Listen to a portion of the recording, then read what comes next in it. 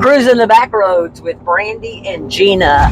Hope everybody's having a good day. I just want to real quick remind everyone to be sure and tune in next week because the Backroads show is actually taking a road trip. Yep. And we are going to have a backseat driver. That's right. Most people call them a special guest, but on this show, they're backseat drivers. And you never know where we're going to pop up at, but you can guarantee it's going to be something pretty fun. Oh, yeah. So, I don't know about you, Brandy, but I am loving this last week. The last 7 days have been awesome. I mean, spring is in the air. Everything is starting to pop up, and I know that it was a good week for you because your son Dayton was home from spring break, and it made that mama heart happy, didn't it? Yeah. I don't get to see him as much as I like, so when I do get to see him, it's good. I mean, it's crazy because Dayton is like super smart, working towards his PhD at Mizzou. Yeah. I mean, I'm not saying you're dumb or anything, but how do you produce a kid that is that smart? I get it. I do. Like, yeah, I don't know where he gets it, but he's very dedicated. I mean, right now he's doing research. I think it's biophysics or something. I don't know, but he's definitely. It has to do with DNA and magnetic tweezers. Yeah, he's like Big Bang Theory kind of smart. Absolutely, he is Sheldon. Yeah, in more ways than one. He is Sheldon. Yes, he is. That's perfect. I mean, Dayton could have his own show, and it could be like Dayton Rocks Life. Yeah, because he's rocking life. Yeah, he is. I can tell you this. He's a good human. Yeah, he is a good human. You raised a really good human. You should be so proud of yourself, not just of him, but of yourself. I mean, so kudos to you. Also, this past week has been so exciting because I love it when it's this time of year and you can hear all the hoopla, the clapping and the cheering over at the city county park. Yeah. Because, that's when you know that kids are out there playing sports, family, friends, loved ones are all hanging out, and it's just a great vibe. And I don't live right by the park, but I live close enough that I can hear all that. And it makes me, I don't know, it makes me happy. Have you been out to the county park lately? Probably not since the impromptu sled party. Okay, all right. Yeah. Well, our city county park, we're just a small community, but we have a fabulous park. And even if you don't have a kid or a family member or somebody out there playing sports, you could still go out there and take advantage of the different things. They have a nice walking trail. Oh, yeah. You used to walk on the walking trail. Yeah, I've been slacking on that for a while. That's okay. Everybody slacks, but now's a great time to get back into that. Not only do we have the walking trail, what about that fabulous new playground they put up? What was that, last year? Maybe. Yeah, I feel like it was. Well, the other day I was out driving around, looked over, and I seen a couple of people I know, and they were there with, a little, and I pulled in, and I was like, how cool is this? I mean, there were several parents and kids running around playing, and it's nice, and it's free. Yeah. Anybody can go use it. I'm going to have to shout out to my boss at Marion Pit Barbecue, Jason Hatfield. He was a big part of that. Getting that going and doing a lot of the work out there. Yeah, it was. Jason, that's a good human. Yeah, he is. Yeah, good human. But anyway, also, they've got the skateboard park and the disc golf. There's just lots of things out there that's awesome. One thing that is new this year is a Gaga pit. A what? A Gaga pit. Yeah, ask me. Yeah, I don't. What is that, Gina? I've never heard.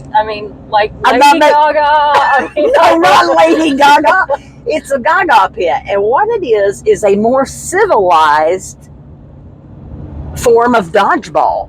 you get in this pit that is enclosed by an octagon, and you take a ball and you throw it at each other, and you have to throw it like from the knee down. And once you're is hit, that the civilized part? that's the civilized part. Yeah. And once you hit somebody, below the knee, they have to set out until a new game starts.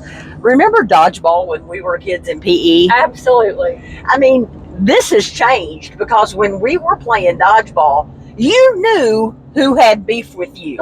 Yeah. Yeah, you did, because what would happen, you'd be out there and you'd be like, yes, trying to dodge a dodgeball, and some maniac would come up with that big, a big red ball. They'd be like, bam, and you'd be like, ah! They'd be like, you're mine, I own you. Yeah. You know what I'm saying? Like you would try to throw it your hardest and like hit somebody in the head with it. Yeah, it was not civilized. No. So I think the Gaga ball is much kinder and much gentler these days. But the cool thing about that is it was the Boy Scouts of America. It was a project for them, and they built it. And I know that you've got straight history with the Boy Scouts. Straight history. Tell me about that. I guess Dayton got into the Boy Scouts in middle school, I guess. Yeah. And he made Eagle in, I guess, 2018. He could have done that probably by 2016, but there's a whole lot of paperwork and planning for Eagle projects and all that stuff, and he was a little lax in that department for a little while. So, but he got there. Woo! But they still roped me in, even though Dayton's been out of it for quite some time. They won't let me out yet. I mean, granted, I don't go to meetings like I probably should, but I'm still on their roster. I think it's awesome, and I think that the Gaga Pit is cool, but I think it's even better because it was a Boy Scout project. Yeah. So I'm all down with that. As a matter of fact, I want to put a crew together and go out there and let's have a Gaga game. Okay. So I don't know how many we need. I think it might be like 8 or so. I don't really know, but I know that's something I'm gonna have to Google. Yeah, I mean, I'm not making it up, I swear. And another thing that's out the city county park is the new pickleball courts, and they are fantabulous. I have not seen those either. Yeah, they are nice. And, pickleball is all the rage right now. And when I first heard that they were building these courts, I was like, oh my, I'm going to go buy me some pickleball paddles and some pickleball shoes. And then I thought about it, and I was like, I don't have the hand-eye coordination or the gumption to get out there and do it. But I do know that it is very popular, and everyone, I mean, there's a lot of people in our area that play pickleball. And it's good for you. It's a good way cardio? Yes, it's good for cardio. I should probably do it. But, I mean, I'm the speed of let me drive my golf cart up to my ball, get out, hit it, get back in the golf cart, drive to the next spot. Yeah. But you do not abide by cart path only. No, don't tell that.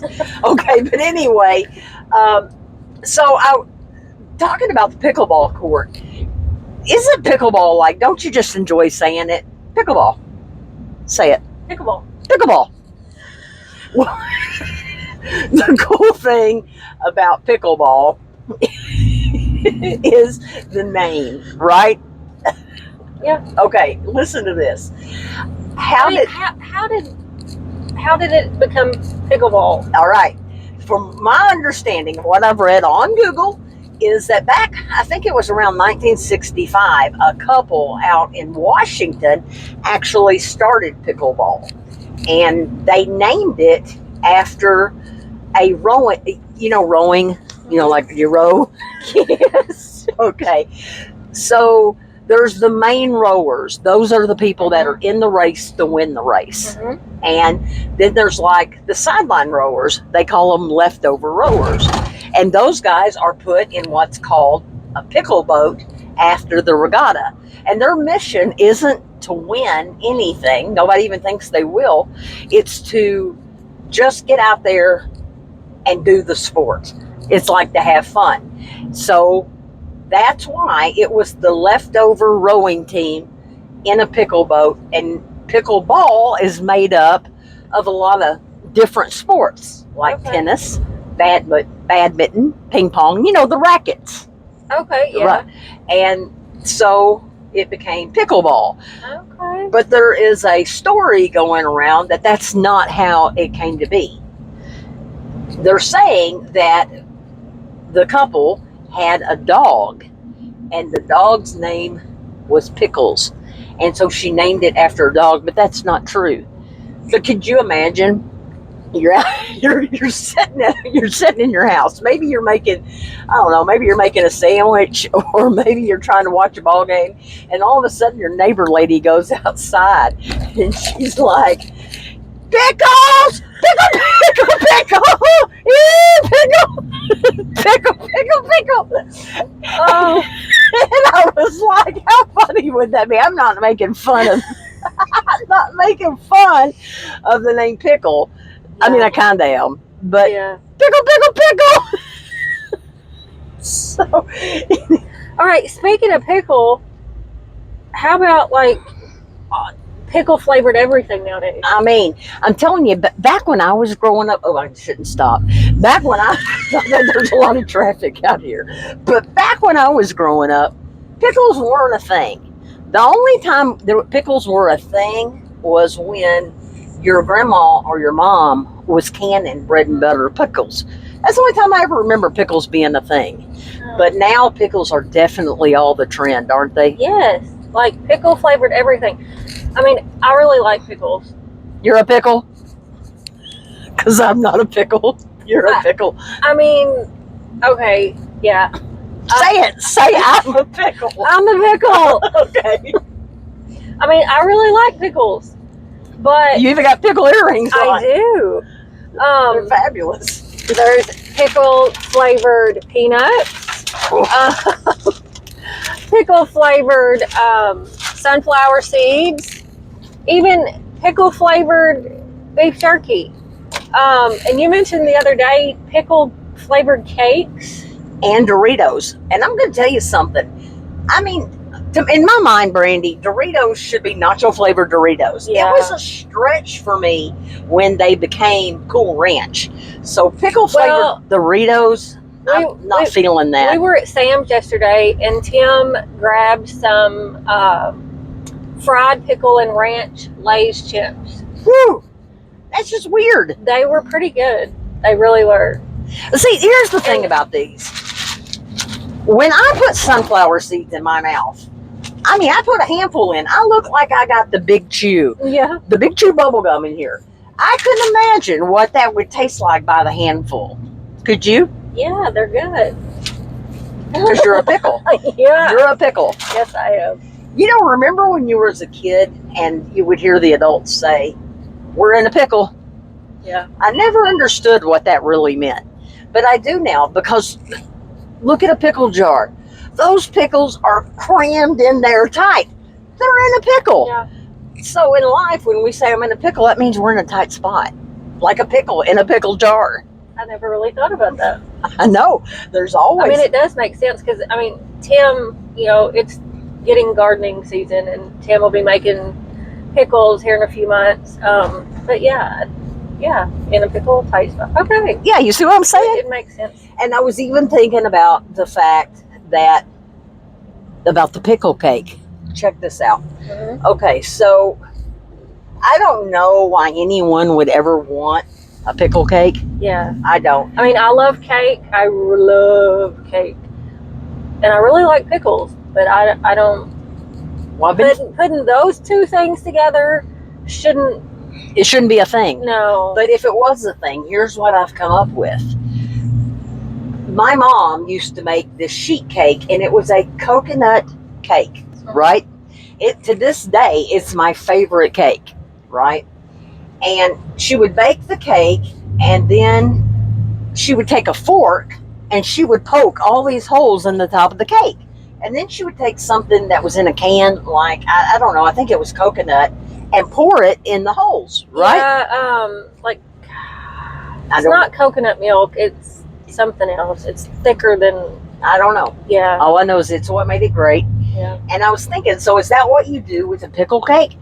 Do you make a sheet cake and then like take the pickle juice and pour it in there and then put the frosting and stuff on it? I mean, is that something? Is that a thing? Or maybe it's not that.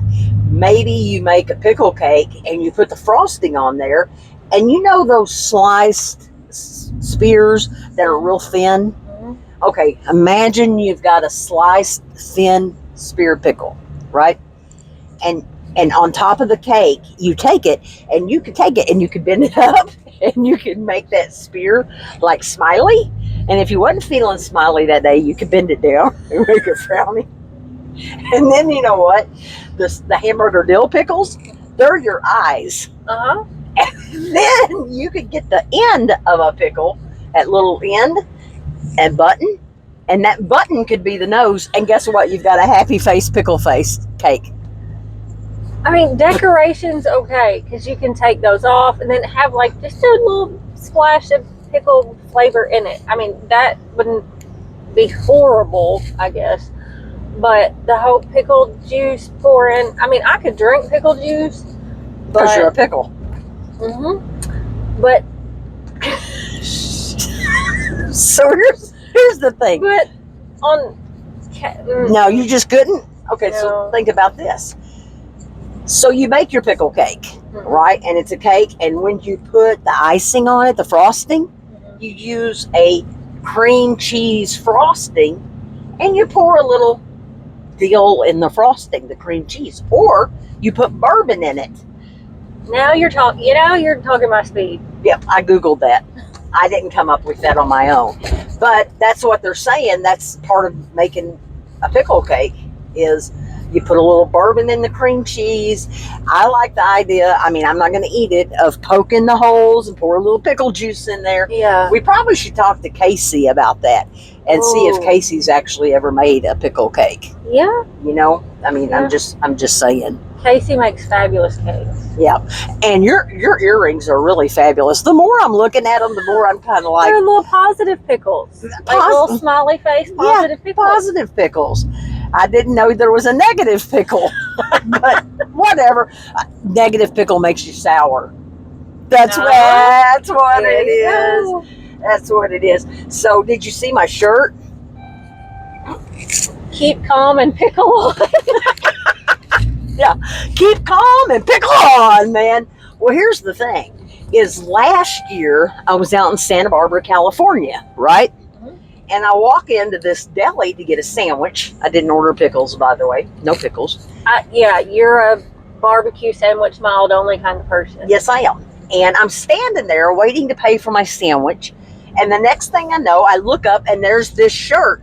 And I see, stay calm and pickle on. Well, of course, I started laughing. And who would have thought months later it would become a podcast topic? I didn't even know I was going to do a podcast back then. Yeah. But...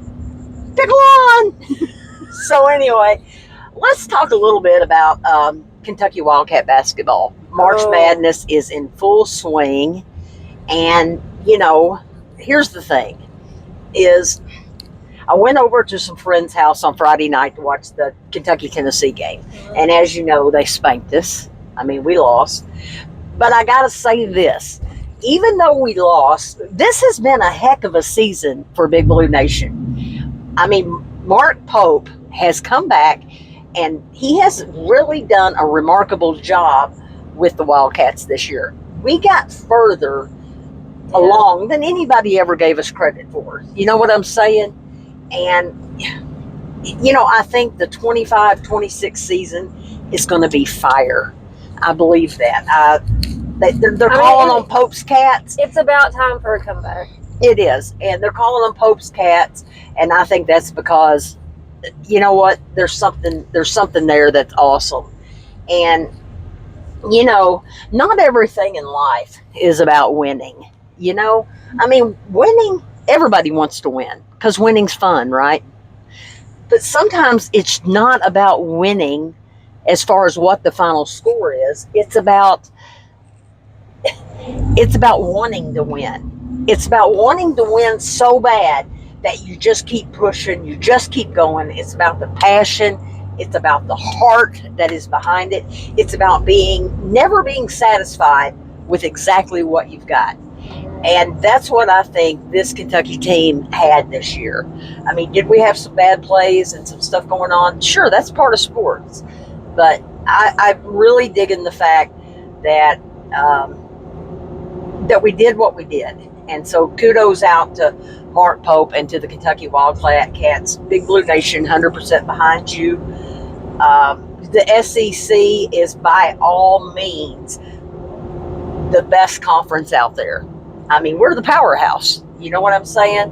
Remember that song by George Thorogood? It was called Bad to the Bone. Absolutely. Yeah, that's what we are. That's what the SEC is. Bad to the bone. My Lord. But here's the thing about that is the SEC is the powerhouse conference. They are. But I think my prediction is going to be that Cooper Flagg and Duke probably bring home the hardware this year. And that's okay. I mean, I didn't want it to go like that, but I think it is, and I'm okay with that. You know what I'm saying?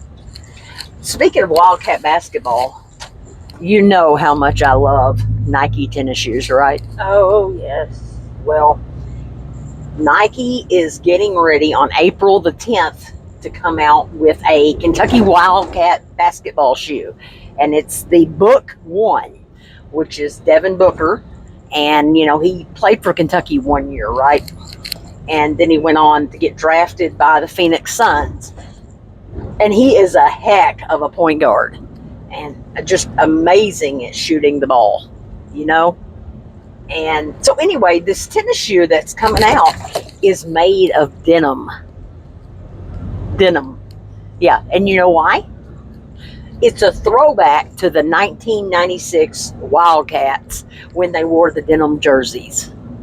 Huh. How cool is that, huh? Okay. Are you not loving that? So, I'm thinking, I'm already picturing you on your StockX or whatever that is thing, trying to like get these shoes. Yes. And, yeah. It's going to happen. And on the tongue of the shoe, it's got the 1996 Wildcat logo on there, and the tongue is a little frayed, so it looks a little worn. Mm-hmm. So anybody out there, if you love to rep your team, I would say check these out. They're going to drop on the Nike Sneakers app April the 10th, Book Ones, and I think you're going to love them. I'm going to try to get a pair. You're never absolutely guaranteed to do that. You know what I'm saying? But I'm going to try. For sure. Oh, I guarantee you are. I am. I'm not even kidding. So, anyway, we've talked about basketball. We've talked about the park. We've even talked about Pickles. And I think we've had a pretty good run. I've seen some stuff. I've seen some cows today. Yeah. Seems a pretty nice house over there. Yeah, we're back in the country part of the country where I grew up, running the back roads. That's right. Because learning how to drive stick shift, it barely reached the pedals. Yep. There's nothing like sitting at the base of the hill for the first time in a stick shift trying to get up the hill without killing it. Yeah. Nothing like that. Or like in Benton, yeah. Downtown Benton, they have that stoplight on the hill. Yes. Yeah. Mm-hmm. The struggle is real right there. Yes, it is. 100% real. So next week, like I said in the beginning of this, we are taking the Backroads live on a road trip. And we're going to have a backseat driver, and I promise you, it will not disappoint you. No. Absolutely not. We're going to get our snacks on, too.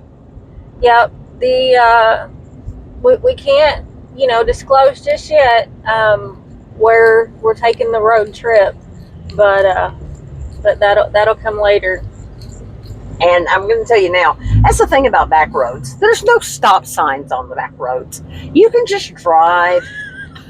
Yep. There's nobody on the back road but you. No You're on the road. Yeah, no lines. You just have to hope that both of you are courteous and, I'm courteous.